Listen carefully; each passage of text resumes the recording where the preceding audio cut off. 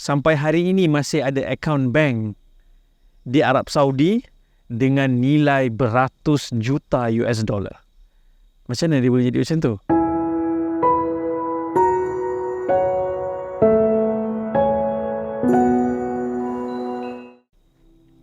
Kebanyakan kita ada cita-cita nak jadi orang yang paling kaya. Dan dunia hari ini menggoda kita untuk memiliki banyak harta. Tapi yang kita tak sedar adalah ramai orang yang bila banyak harta, dia malah lebih runsing memikirkan tanggungjawab ada harta tu. Dan salah satu tanggungjawab terbesar orang yang ada harta adalah dia yang paling utama perlu berkorbankan harta tersebut untuk membantu orang-orang yang kurang bernasib baik. Dan itu bukan benda yang mudah. Ramai orang kata, oh sekarang ni saya tak ada duit, saya tak nak infak lah. Tunggu saya dah kaya nanti saya akan infak. Ramai orang yang waktu dia ada sedikit dia tidak infak, bila dia banyak dia lagi tidak akan infak. Dan kepuasan nafsu manusia dengan harta ni tidak akan berakhir. Diberikan satu lembah dia nak dua, dan dia nak lebih dan lebih. Dan hari ini dalam keadaan dunia materialistik, ditambah pula ada sedikit masalah ekonomi perlahan. Ramai orang yang mula berfikir hanya mengukur dengan ringgit dan sen. Dan mereka mula menahan harta mereka daripada memberikan bagi tujuan-tujuan kebajikan dan usaha-usaha di jalan Allah Subhanahu Wa Taala. Kerana mereka sangka dengan sedekah nanti harta dia akan berkurang. Tapi Nabi SAW kata, ma naqasa malun min sadaqah. Harta tidak akan berkurang dengan sedekah. Dan ada satu kisah yang sangat-sangat popular dan menarik dalam sirah Nabi SAW, nak tunjukkan orang yang bersedekah, dia bukan hanya tidak akan miskin, tetapi kebaikan dia berkorban harta tu akan menyumbang kepada syurga dan akhirat dia beribu tahun selepas dia mati pun. Salah satu episod, sebab kita boleh cerita kisah sahabat ni begitu banyak kerana mereka yang dalam kalangan kaya raya, kalau kita lihat di Madinah atau di Mekah, tak jumpa tuan-tuan, perempuan, istana ataupun mansion milik para sahabat yang kaya raya ditinggalkan sebagai kesan sejarah sampai sekarang. Tidak ada. Tetapi yang ada yang tinggal sebagai kesan sejarah adalah infak, sumbangan, sedekah mereka, sehinggakan orang seperti Uthman ibn Affan sampai hari ini masih ada akaun bank di Arab Saudi dengan nilai beratus juta US dollar. Macam mana dia boleh jadi macam tu? Satu ketika umat Islam berhijrah pergi ke Madinah. Madinah ni satu bandar yang airnya terbatas. Dan ada seorang lelaki Yahudi, dia monopoli sumber air yang paling strategik di Madinah.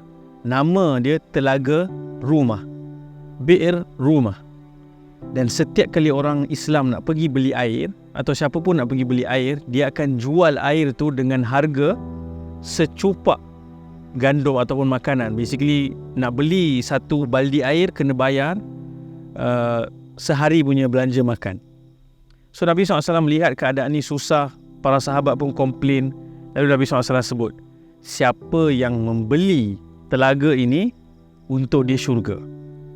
Dan Uthman bin Affan dalam sirah Nabi SAW sentiasa ada je peluang untuk berkorban harta, dia yang akan berada di barisan paling depan.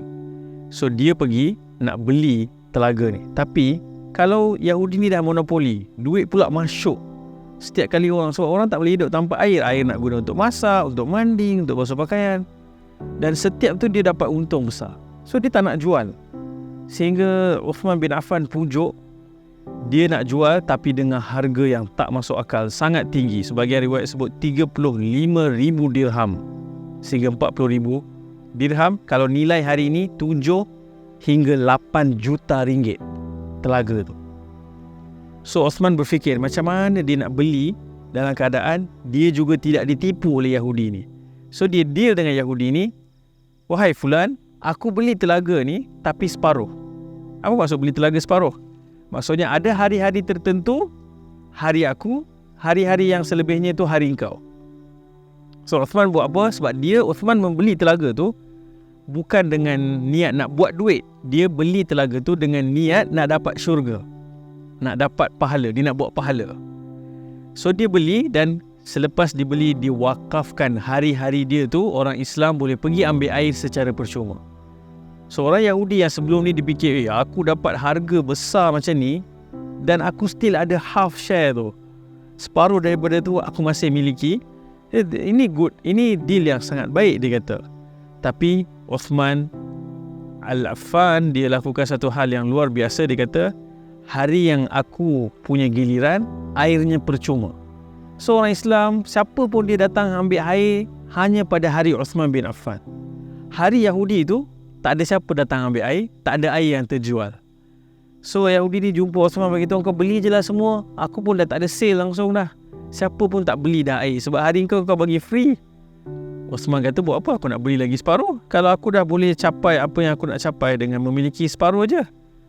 So dia tekan Yahudi ni sampai Yahudi ni akhirnya jual dengan harga yang jauh lebih rendah. Uthman memiliki semua telaga tu dan Uthman radhiyallahu an wakafkan. Daripada telaga tu kemudian berkembang nilai dia jadi beberapa kebun, dan kebun tu diairi oleh telaga ni dengan percuma, berkembang.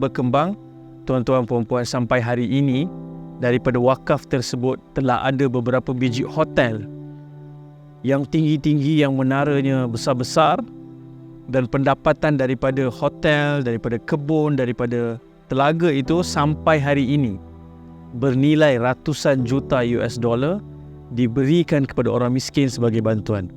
Dan Uthman bin Affan yang sudah 1400 tahun meninggal dunia masih menikmati dividen, pahala dan juga pulangan di akhirat nanti. Sebab tu Nabi katakan, bila kita mati, ada 3 benda yang akan terus mengalir.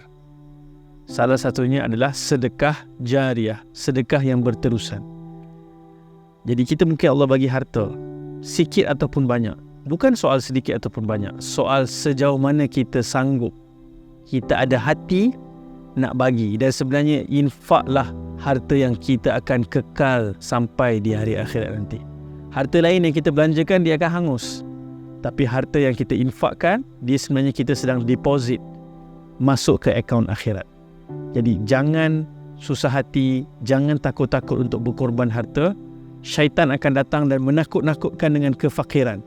Lawan syaitan, kuatkan azam, teruskan berinfak walaupun pada waktu susah, walaupun pada waktu sempit.